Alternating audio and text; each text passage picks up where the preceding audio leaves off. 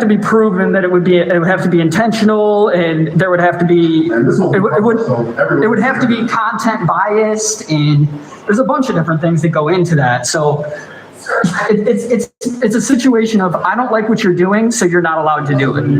So how can I help resolve this for you? Well, you can inform these officers that we have the right and not to arrest us like they said they were going to. Yeah, they said under threat of arrest, we're not allowed to go back and poll watch. Because the election workers have asked you to leave. That's where just because they wanted us to, not because we were creating a disturbance. That's telling you that. I'm telling you. That's where they're going to have you. My pepper spray to protect myself. I mean, if I didn't have to work tomorrow, I would take the arrest. But I got to go to work at 5 a.m. So. Before we move on to the next video, we want to emphasize one of the many reasons why blanket trust should never be given to those who wear a badge, as simply wearing a badge and taking oaths to a constitution some may have never read is just one reason among many to be cautious. And as after you watch this, if you're not sick to your stomach, you might want to watch it again. This video comes to you thanks to Midwest Safety.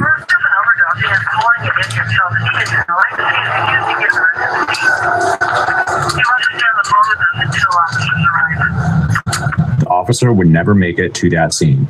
In the next 90 seconds, he would have his own emergency to deal with.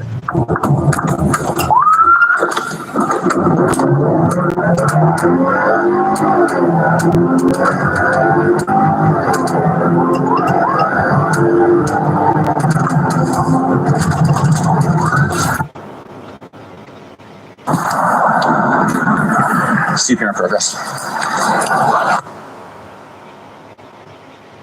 Do you know what's really fun?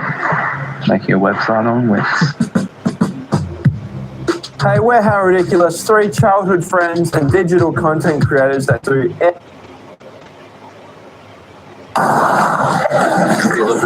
Open the airway. Factor 8, pedestrian movement. On a final note, the officer stated that the pedestrian ran or darted into the street. She was on the crosswalk. She saw me. She started running through the crosswalk. Slammed out the brakes. Instead of staying back where she stood before crossing. I think she went up on the hood, hit the windshield. Then when he hit the brakes, flew off the car. But she is dead.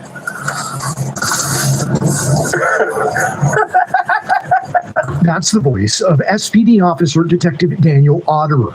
It's recorded January 24th, one day after a woman, 23-year-old Donvi Kandula, was struck and killed by another officer's squad car while that officer was responding to a call.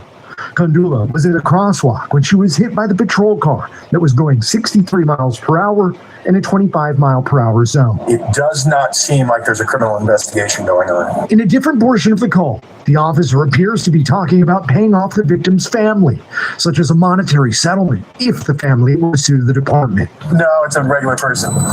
Yeah, just write a check.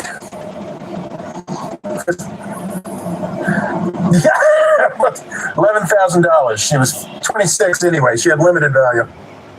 That comment ended up costing a Seattle police officer his job. Breaking news tonight, Interim Chief Sue Rahr has announced tonight that she has fired Officer Daniel Otterer. Attorneys representing the family of Jahnavi Kandula, who tragically died after being hit in a South Lake Union crosswalk by a Seattle Police Department officer driving at 74 miles per hour, have filed a lawsuit today against the city of Seattle and SPD officer Kevin Dave for over $110 million. The lawsuit, submitted to King County Superior Court, states that Kandula endured terror, severe emotional distress, and intense pain and suffering before passing away. The sizable figure, $110 million plus $11,000, is a direct reference to the callous comments made by SPD officer Daniel Otterer shortly after the fatal collision. Hey, man.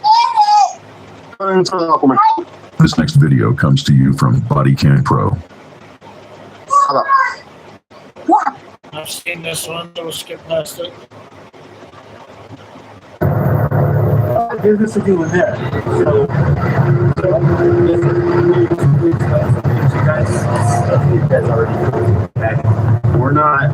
We're here to